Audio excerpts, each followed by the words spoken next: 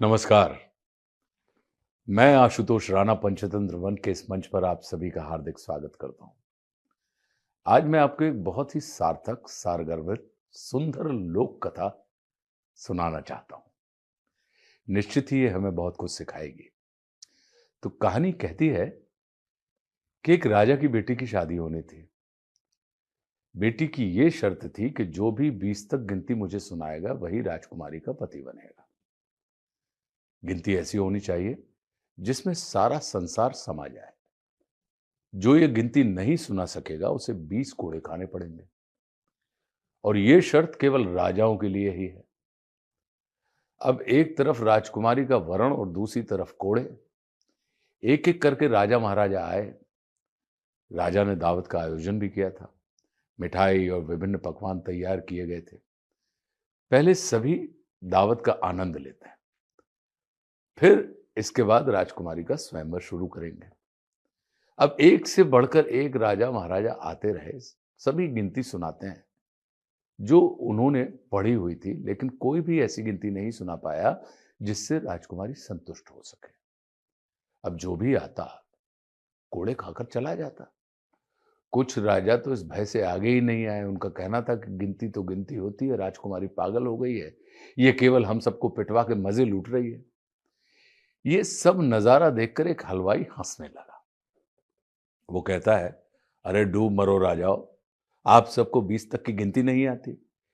ये सुनकर सभी राजा उसे दंड देने के लिए कहने लगे। राजा ने उससे पूछा कि क्या तुम गिनती जानते हो? यदि जानते हो तो सुनाओ। हलवाई ने कहा, हे राजन, यदि मैंने गिनती सुनाई तो क्या राजकुमारी मुझसे शादी करेंगी? क्योंकि मैं आपकी बराबरी का नहीं हूं और यह स्वयंवर भी केवल राजाओं के लिए ही है, तो गिनती सुनाने से मुझे क्या फायदा? पास खड़ी हुई राजकुमारी ने बोला, ठीक है, यदि तुम गिनती सुना सकते हो तो मैं तुमसे शादी करूंगी, और यदि नहीं सुना सके तो तुम्हें मृत्यु दंड दिया जाएगा। सब देख रहे थे कि आज तो हलवाई की मौत तय है। हलवाई को गिनती बोलने के लिए कहा गया। राजा की आज्ञा लेकर हलवाई ने गिनती शुरू की। एक भगवान, दो पक्ष, तीन लोक, चार युग, पांच पांडव, छह शास्त्र, सात वार, आठ खंड, नौ ग्रह, 10 दिशा, 11 रुद्र, 12 महीने, 13 रत्न, 14 विद्याएं, 15 तिथि, 16 श्राद्ध, 17 वनस्पति, 18 पुराण, 19वीं तुम और 20वां मैं। इस कहानी से हमें बहुत कुछ सीखने मिलता है। 1 से 20 तक की गिनती में गूढ़ ज्ञान भी छिपा है, लेकिन साथ ही साथ ये कहानी काफी कुछ सिखाने वाली है। साक्षर होना केवल अक्षर पहचान लेना है, लेकिन शिक्षित होना मानव जीवन को समझ लेना है। साक्षरता आपको भाषा देती है, पर शिक्षा आपको दृष्टि देती है। साक्षरता किताबें पढ़ने में सक्षम बनाती है, पर शिक्षा आपको जीवन पढ़ने में सक्षम करती है।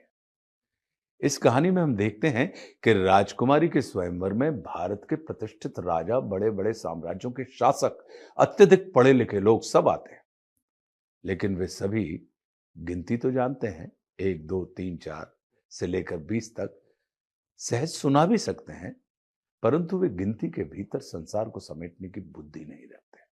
वे साक्षर हैं पर शिक्षित नहीं है। दूसरी ओर हलवाई है, ना वो राजसी वंश का है और ना उसने राजकीय गुरुकुलों में अध्ययन किया है, ना उसे राजाओं जैसी प्रतिष्ठा मिली है, परंतु उसके भीतर अनुभव, अवलोकन और अर्थबोध है। उसकी गिनती केवल संख्या नहीं है, जीवन का सार है।